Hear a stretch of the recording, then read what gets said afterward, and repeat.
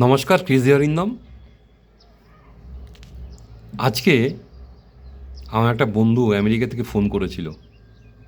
15-16 বছর ধরে আমেরিকাতেই থাকে, ছেলেমেয়েরা ওখানেই পড়াশোনা করে। আজকেও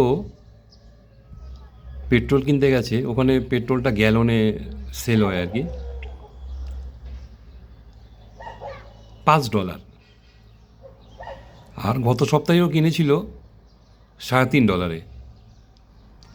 মানে আমেরিকাতে এত মুদ্রাস্ফীতি বেড়ে গেছে যে ত্রাহিতারই অবস্থা। তারপরে ট্রাম্পের তো নানান রকম বিধিনিষেধ আছেই।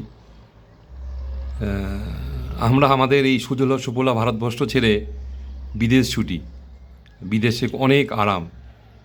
তো আজকে ওর আফসোস হচ্ছে।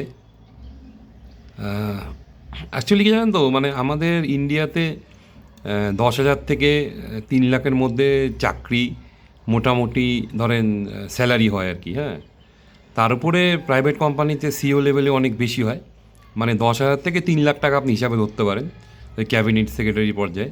তা আপনি যে ইন্ডিয়াতে একটা 3 লাখ টাকা চাকরি করেন মান্থলি, তা আপনি কত হ্যাপি বলুন তো। এখনও দেশে ফিরতে চাইলেও ওর ফ্যামিলি ওকে ফিরতে দিচ্ছে না। তো আমেরিকা তো যুদ্ধ করতে করতে ক্লান্ত, ঠিক আছে। এখন কি হবে আগামীতে বলা খুব মুশকিল। এই সুজলা সুফলা ভারতবর্ষকে ছেড়ে আমরা বিদেশমুখী হই। এখানেও কত ভালোভাবে থাকা যায়, তাই না? নিজের দেশকে ভালোবাসুন, দেশেই থাকার চেষ্টা করুন এবং দেশের জন্য কিছু করুন। যদি আমার ইউটিউব চ্যানেল ভালো লাগে তাহলে সাবস্ক্রাইব করবেন। নমস্কার।